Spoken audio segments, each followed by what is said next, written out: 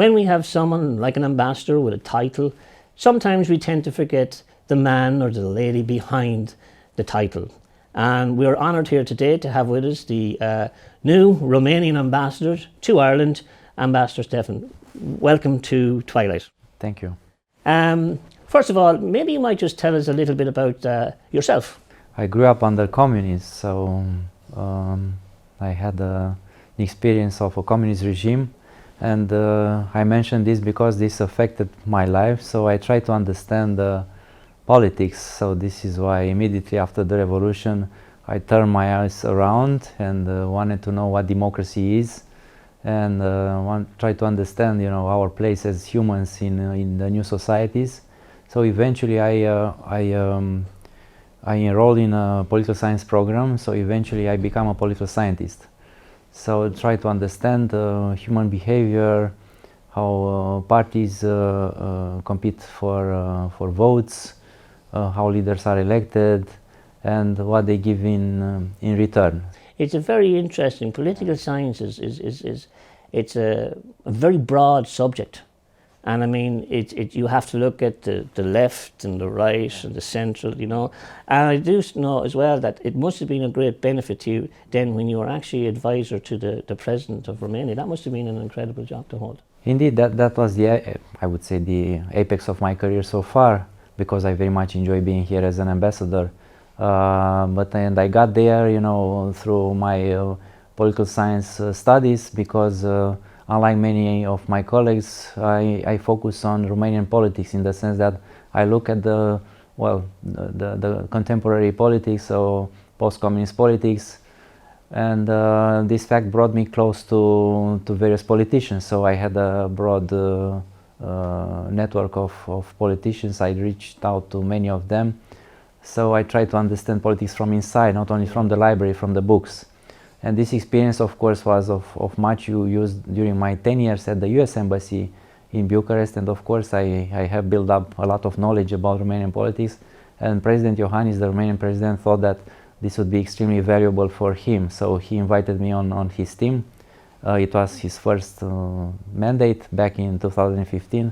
Of course, that's a great opportunity. You can imagine to work for the head of the state. Yeah. So I've been there with him for 6 years, so he was re-elected in 2019, and I worked with him in the second mandate. So we've been through a number of challenges because the country during this period faced important challenges. Wow. Some politicians, challenging the rule of law and questioning the European future of the country. So myself and my colleagues stood firmly with the president in trying to defend of the European values. So it's a unique feeling that you fight for values. We are talking about values, and we are proud to have our president being considered as the most European leader in the region. A fact that was attested by the recent award that was given to him, Charlemagne, a week or so ago. So being there with him, trying to keep the country on track was a good feeling. That was the strategic approach. Otherwise, on a daily basis, we really tried to change Romanian politics, and I was part of his project in, first of all, inviting new people to join parties and to establish new parties, and to make politics credible, because many people consider that politics is nasty, politicians are corrupted, and of course this is not true. There are many committed for the public good. They decide to join a party and improve the life of their community. So that was our message, guys. Do come forward, and we need you here in politics, because there is no other way to change things in our country. So it was an incredible time. Of course, we have different other projects, but in short, this is what I felt. It was great, really. Yeah, just actually looking at your academic background and even listening to you talking there, you can see the passion comes across for political science, and I'm sure the president himself must have valued you being part of his staff, and like we were talking earlier, you were the man behind the title, if you know what I mean. Yeah. That, and I'm sure he must have been very happy to confide and get your opinion on things, yeah. That's very important, you know, because one of the things as well when we're talking about political participation is, do you believe that we should have more representation here in Ireland on our local government and someday hopefully in our national parliament, that we should have Romanians involved in local politics? I have a strong yes, and I strongly believe in this, and this would be my message. Because I'm a political scientist, and I know how important politics is to our lives, and I really think politics, being as important as it is, needs good people, and people from all sorts, from all strata of social life, of different backgrounds, because clearly the background influences the policies and the actions. So of course our communities, Romanian community, would benefit, I think, both in terms of symbolic representation, but also in terms of promoting their legitimate interest as part of the Irish society, Romanians, Poles, Moroccans, and all the others. So they are part of the social life, and I think they should be part of political life. Politics is only part of the society, so no more, no less. So if they are, you know, very good in what they are doing in their profession, if they are members of NGOs like yourself, if they are active participants to different projects, why not being active participants to politics? Well, I totally concur what you're saying. I think we do need representation, because it is only a Romanian or a Polish can tell us what they need, rather than what happens sometimes we tell you this is what you're getting, rather than researching it with them. Yeah, if I may, there are of course specific interests, but I think they are part of the society, so they can understand the needs of a community. It doesn't need to be only Romanians or Poles or things like that. So I discover in my career and in my experience that there are some people much more dedicated to the public good than others, who was kind of a sensitive like yourself. So I would encourage these people to take a step forward and to be much more active in local politics or national politics. Yeah, now we're 4 years out, I think, from the next local election, so really now is the time to be arranging that. And we'll say one of the issues that keeps coming up is people are not registered to vote. Yeah. So do you see yourself doing something in that area to try and encourage not only Romanians, but I mean all countries to get I have already started to do this. So I I had a number of meetings with representatives of the Romanian community, but not only, and now I understand that the process is much more complex than in Romania, and therefore looking at all the stages, my message is, if you want to participate, if you want to vote, if you want to be elected, then go and register, of course, and that's critical, sure.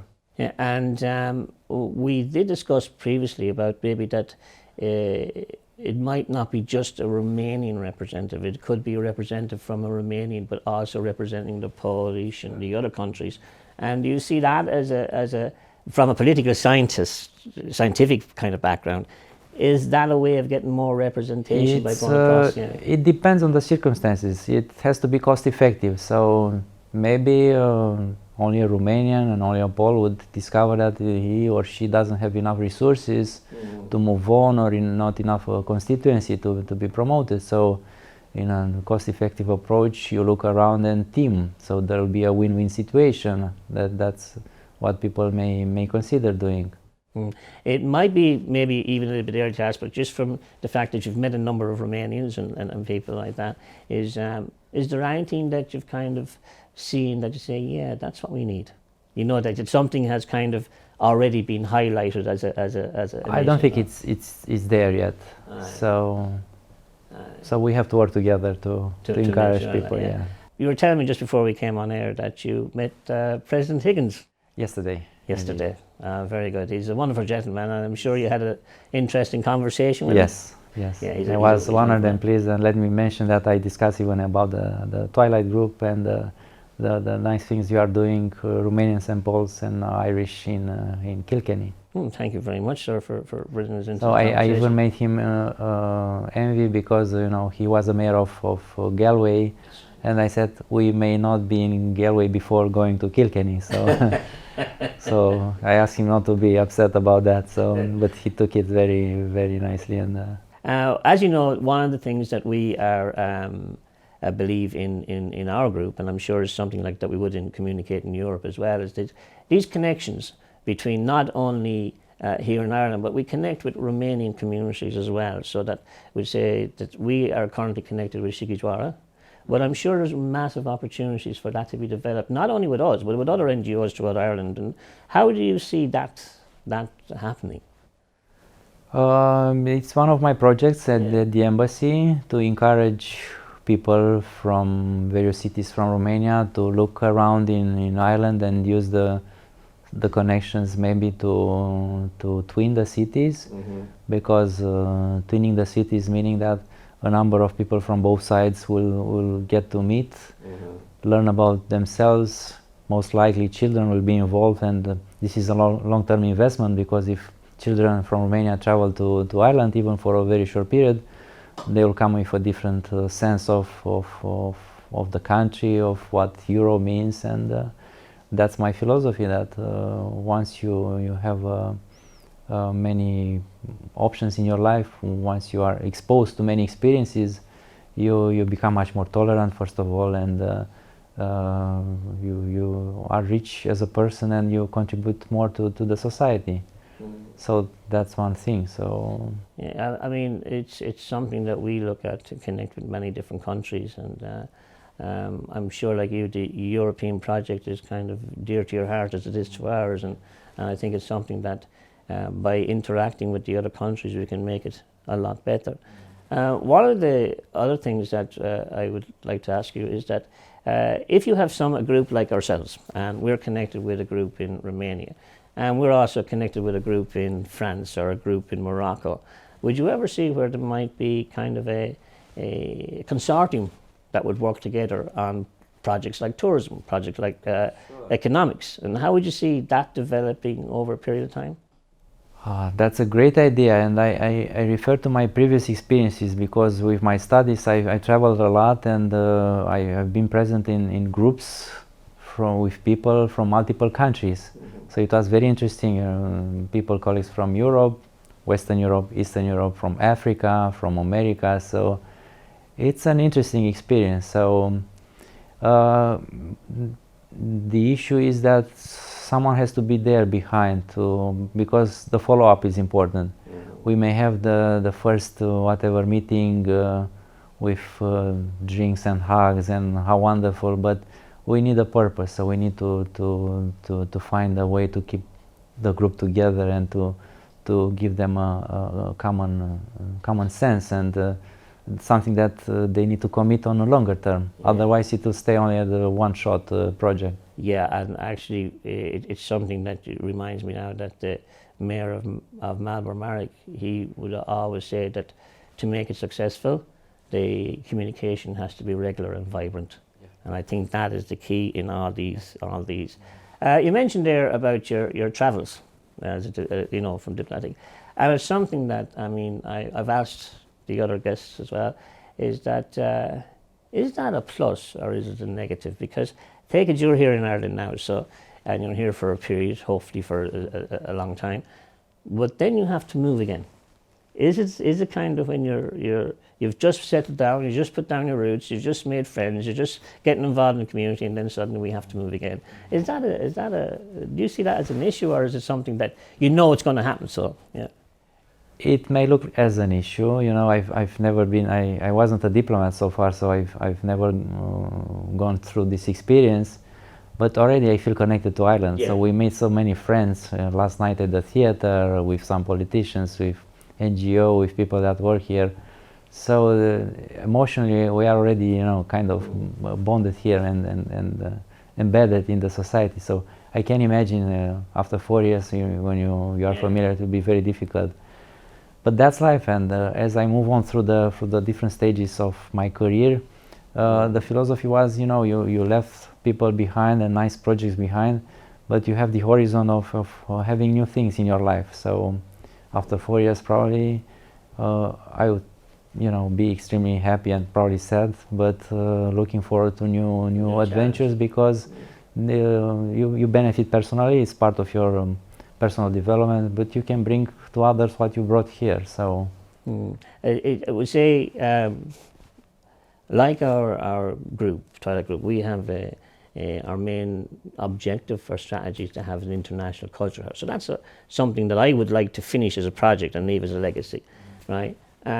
Is there anything specifically now, you say you're just arriving, you have 4 or 6 years or whatever, is there anything you say, look, I'd like to, when I do move on, that's the project I would love to see come to fruition? Maybe it could be organising people to be politically involved. I don't know. What would you? No, that's clearly one thing. So I told my Romanian compatriots whom I met that my dream is to at the end of the term to salute one of the Romanian representatives in the local politics or national politics. Of course, that's one thing. I would like to see as many twinnings as possible, because this would give me the feeling that people connect and move and travel easily and become friends. So beyond tourism, they get roots. I would like to see maybe a business community of Romanians thriving and being respected. Yeah, and I know that we're looking forward to when you come to Kilkenny, and when you're talking about Romanian businesses, there is a number of them in Kilkenny, and they contribute to our economy, right? And how do you see those businesses getting advice? Would you think there should be a Romanian Chamber of Commerce as well as the local Chamber of Commerce, that they have their own voice? In principle, yes, but I'm not always rigid in the sense that, okay, so there are these structures that work here and there. So maybe people could find various ways of organizing and of making their voice heard. Mm-hmm. So the bottom line is people have to be together to make their voice heard. It's much more, it's easier when they are in great number. And second, clearly they may fight together for their own interest and to bring maybe some Romanian brands here to Ireland that would, contribute to a positive image of Romania and Romanians. Mm. Just at the beginning, we were talking about the person behind the title, and on your downtime, when you're sitting down relaxing, if you get any, but more limited. Exactly. What would you do? You take down a book, or what's your family comes first? So I would use this time to be with my family, with my wife and my kids as much as possible, to engage and to be present without the Facebook and the social media. I'm sure today someone is going to be watching, some young person, and they'll see you and they'll say, I'd like to do that job. If you were to advise not just a young Romanian, but maybe any, because this will be shown to other cultures as well, as we like to communicate Europe and let everybody see each other's cultures. What advice would you give to somebody that's kind of saying, I might like that as a career? It's a tough question. But I would advise everybody to invest in their education. First of all, education is critical. And when I mean education, not necessarily the books in school, but also the environment in schools, and taking some professors as models. Also traveling, travel, meet people from other cultures, become open-minded, as we say. And then, of course, in our public careers, you have to be committed to the public good, to have a feeling of patriotism and to want to dedicate your life to others. So if you have these elements, you are ready. And of course, it's like a profession. You have to know the basics, to be able to network, to exchange experiences, to be assertive, to promote your values. So at some point in life, at 18 or 20 and 25, you need to understand what's your position in the world, in the sense, what are your values, where are you in terms of, different type of values, and if you want to be assertive, do it. It's very interesting. Now, before we finish up, would you like to send a direct message to the Romanian diaspora that's going to be looking at that? If you want to address them in your own language, please do so. Yeah, well, I would like to meet as many as possible. So there have been 2 incredible months. So I met many Romanians, I would say, and I was delighted to hear their stories and to engage with them in their projects. Happy to meet the Romanian in Kilkenny, in Cork, in Drogheda, in Galway, in Limerick, in Dublin, of course. So my message is that we and the embassy will be there to support all their projects and to be part, if they allow us to be part of their community life. Deci o să ne vedem și o să lucrăm împreună, avem multe proiecte și cu siguranță împreună o să reușim.